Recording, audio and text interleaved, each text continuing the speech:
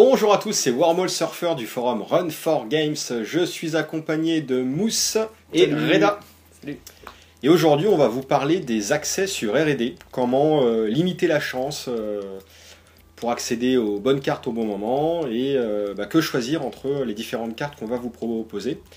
Donc on le sait, pour un run, on peut déclencher une action sur R&D. Un run sur R&D. Si le run est réussi, on accède à une carte. Dans les decks corpo, il y a combien 44, 45, 49. Qui est à peu près. Il y a quand même entre 45 et 40. pas mal de cartes. Il y a une dizaine d'agendas dans le deck. Il y a globalement une chance sur 5 d'accéder à un agenda à chaque accès. Comment augmenter la proba? C'est simple. Il y a des cartes comme l'œil du créateur, Maker's Eyes. Maker's Eyes. Donc pour 2, on déclenche un run. On accède à 2 cartes supplémentaires. 3 cartes en tout. Il y a Medium en anarque, un virus. Dès qu'un run est successful sur R&D, on met un compteur. On accède à une carte supplémentaire pour chaque compteur au-delà du premier sur Medium. Il y a quoi? Il y a un indexing. Indexing, très bonne carte. Pour 0, on fait un run sur R&D. Si le run est successful, on accède à aucune carte. On regarde les 5 premières d'R&D, on les remet dans l'ordre de son choix. Et il y a pour terminer R&D interface. Un hardware pour 4, on l'installe, il est là pour le restant de la partie. Et dès qu'on accède à une carte d'R&D, on en accède à une supplémentaire. Donc globalement, c'est les 4 cartes pour optimiser ces accès R&D. Et presque tout en shaper. Ouais, à on part a qu'une en anarque, à part Medium. Donc l'idée qu'on se posait, c'était, je sais pas, vous avez 6 influences à cramer en criminel. Vous jouez quoi? 3 Maker's Eyes, 2 indexing, voilà comment utiliser son influence pour améliorer ses accès. Moi j'ai tendance à privilégier indexing plutôt que Maker's Eyes. Pourquoi? Ça prévient les pièges. Si on devait accéder à des snares, on n'y accède pas. On les regarde, on les balance en dessous par exemple. Indexing, ça permet de regarder jusqu'à la 5e carte. Alors ok, on n'y accède pas, mais on revient à l'action derrière et on y accède. Alors que Maker's Eyes, quoi qu'il arrive, c'est que c'est 3 cartes. C'est 3 cartes et pas 5. Au tout début, j'étais vraiment à fond dans Maker's Eyes, parce que c'était une carte de corset. Au début, voilà. Oui. Mais c'est vrai que maintenant, de plus en plus, je trouve qu'Indexing est meilleur. Sur pas mal de points, parce que le fait de réorganiser les cartes de la corpo, ça permet de descendre son économie. Tu peux quand même pas mal le gêner. Tu peux voir aussi les prochaines eyes qu'il va poser. Du coup, tu peux aller chercher un breaker en conséquence. Tu vas croire que tu n'as pas le breaker. Tu peux monter les agendas. Mais par contre, il y a pas mal de monde qui dit qu'Indexing va mourir à cause de Jackson Award. Parce que le fait de remélanger, tu vois rien quoi.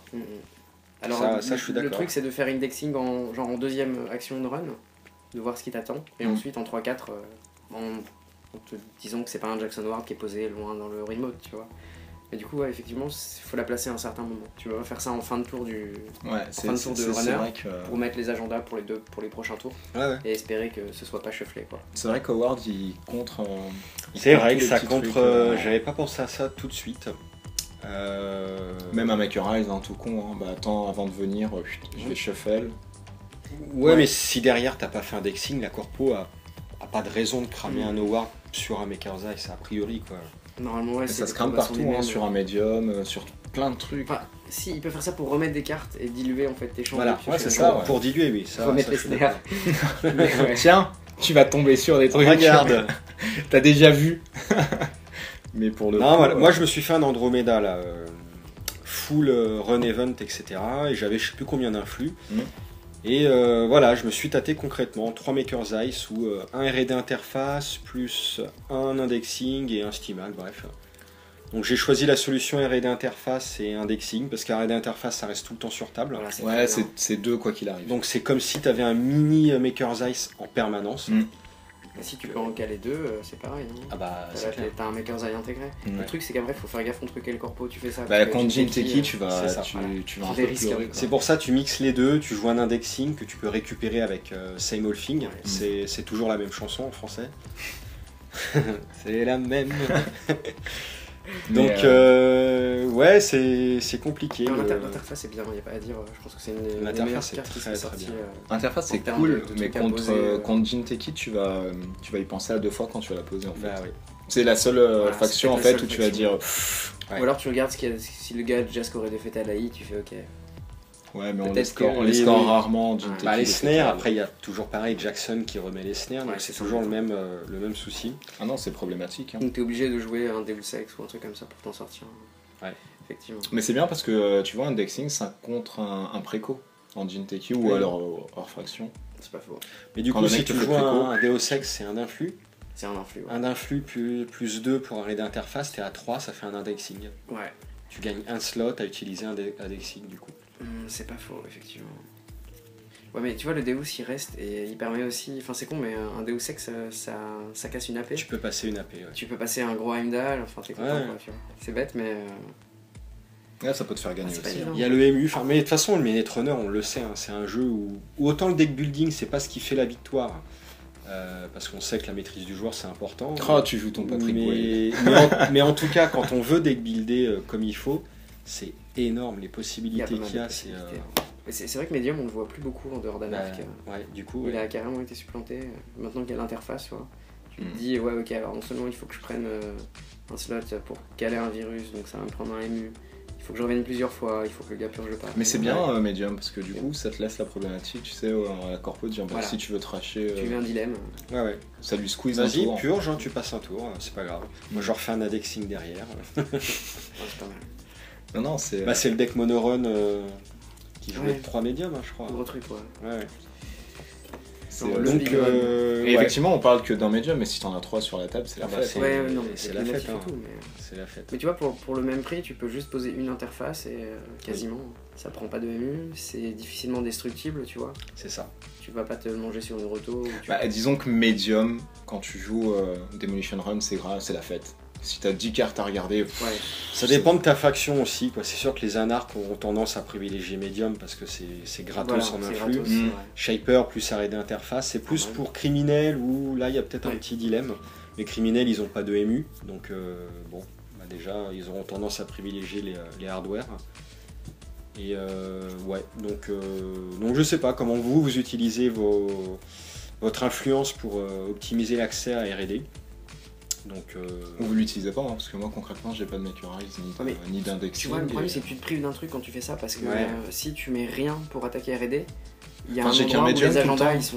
J'ai tout le temps un médium, j'ai du mal à jouer avec. Non, si je suis t'as déjà un truc, si t'as un médium, t'as déjà quelque chose en fait. Et c'est super important parce qu'il y a des moments où la corpo elle est bien installée, elle a peut-être pas d'agenda en main, et tu sais que ça va monter. Il faut aller les chercher. Le médium ou le Makerize ou l'indexing peut te faire gagner une. Tu peux pas te permettre d'accéder qu'à une seule carte, quoi. Ça te coûte un clic, ça te coûte de l'argent.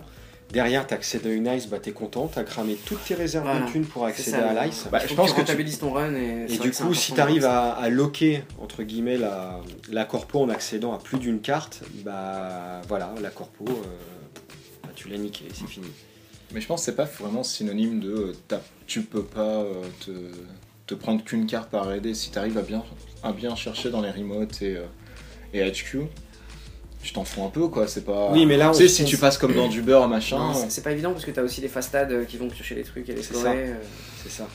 Je sais pas. S'il y a un serveur où tu dois optimiser ton accès et être performant, de base, c'est R&D. Parce que les remotes, tu sais pas si les mecs vont installer dans les remotes.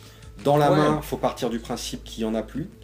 Ou ils sont difficilement atteignables parce que tu accèdes à très peu de cartes sur l'ensemble de la main.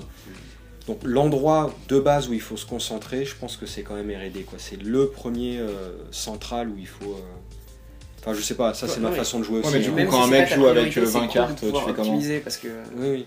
Si tu veux, c'est aussi un des seuls endroits où tu peux pas te manger de piège, un des endroits où tu peux dégommer les cartes d'économie si c'est des assets, tu peux les balancer, etc. Donc c'est l'endroit où tu peux mettre le Dawar de façon relativement avec la main tranquille, aussi, quoi. Avec la main. La main, je pense que depuis qu'il y a Kun Sifon qui est très joué, c'est vachement plus difficile d'y aller, quoi. Je vois plus de mecs qui me laissent passer sur R&D en disant bon allez. Ça c'est vrai. Et du coup, parce que les types se disent ok, les stats sont avec moi, tu vois, il reste 5 agendas, les dieux sont avec moi. Non mais c'est vrai. Mais c'est vrai que du coup R&D c'est carrément laissé à l'abandon. On prend plus la main, les remotes c'est normal. Mais c'est ça le problème. J'ai rarement rencontré plus de 3 ice dans un R&D. C'est vrai. Au début Shaper, tu jouais contre Shaper, tu blindais ton R&D à dos.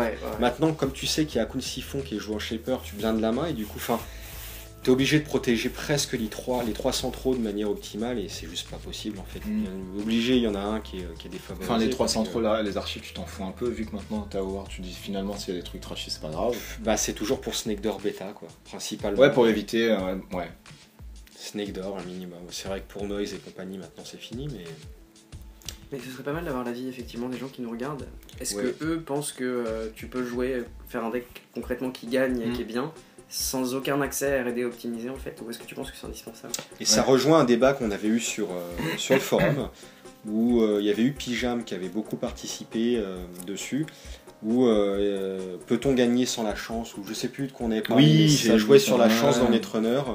Est-ce que c'est les plus chanceux qui gagnent Bah, il a pas vraiment faux parce que ça reste du hasard. C'est du hasard que tu contrôles, mais. Est-ce que la C'est chance comme tu la quasiment forces tous les pas jeux. Oui, non, mais on est d'accord. Oui, tu la mais forces c'est- en renant, effectivement. Bah, Ok, ouais, je sais parce qu'il que- reste des snares, mais je vais runner quand même parce que si un agenda et j'ai gagné. Ah bah De toute façon, si tu viens pas runner, t'auras jamais de chance. ça, c'est clair. Non, Ouais, non, ça, non, c'était c'est un peu sûr. l'argument qu'on avait. La chance, tu la forces et tu l'optimises. Et c'est justement avec ces cartes-là où. Et c'est le job du runner de venir tenter sa chance, quoi, de toute façon, parce que C'est un peu normal. s'il Bah, fait sinon, rien, il perd, la hein. corpo gagne. Sinon, il perd. Et en partant du principe qu'il faut optimiser sa chance, voilà, l'idée de cette vidéo, c'était comment essayer d'utiliser votre influence de manière Voilà, bah la écrivez plus optimale possible. Envoyez par voie postale. Voilà, sur le 3615 Run for Games. Non, mais n'hésitez pas à nous donner des trucs, comment vous optimisez vos trucs, parce que nous, on est un peu fatigués. Ouais, c'est Super ça. invitation de Jamel Debbouze sur la fin. C'est vrai. L'optimisme de Jam, la Jam, tech. C'est le côté. Donc l'Afrique. voilà, bref, on va arrêter le massacre. On vous dit au revoir. Accédez bien à R&D et mangez des frites. Bientôt.